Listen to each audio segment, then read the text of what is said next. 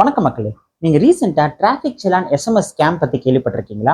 அந்த ஸ்கேம் பத்தி தான் இந்த வீடியோல பேச போறோம். என்னவா இருக்கும்? எனக்கு என்னடா தெரியும்? கேளுடா.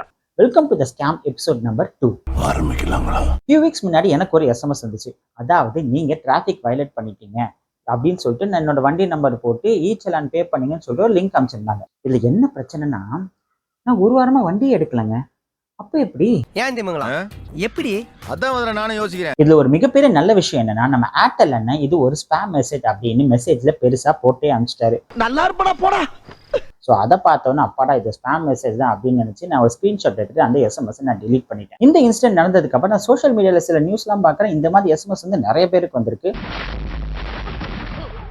அவங்க அந்த லிங்கை கிளிக் பண்ணியிருக்காங்க. அந்த லிங்கை கிளிக் பண்ண உடனே அவங்க வாட்ஸ்அப் வந்து ஹேக் ஆயிருக்கு, அவங்க ஃபோன் ஹேக் ஆயிருக்கு, அவங்க பேங்க் அக்கௌண்ட் ஹேக் ஆயிருக்கு, அவங்க டேட்டாலாம் லாஸ் ஆயிருக்கு, அந்த பேங்க் அக்கௌண்ட்லேருந்து அவங்களுக்கு காசுலாம் வந்து போயிருக்கு அப்படின்னு சொல்லிட்டு கேட்கும்போது பயங்கரமா ஷாக்காக இருந்துச்சு. நம்ம கவர்மெண்ட் டீட்டெயில்ஸ், நம்ம வெஹிக்கல் டீட்டெயில்ஸ்லாம் வந்து எப்படி ஒரு ஸ்கேமர் கையில போச்சு, ஒருவேளை அதையும் வந்து ப்ரீச் பண்ணி எடுத்துட்டானுங்களா அப்படின்னு சொல்லிட்டு அது ஒரு மிகப்பெரிய பயமாவே இருந்துச்சு. என்னங்க எனக்கு ஒண்ணுமே புரியல. அதுதானப்பா எனக்கும் புரியல.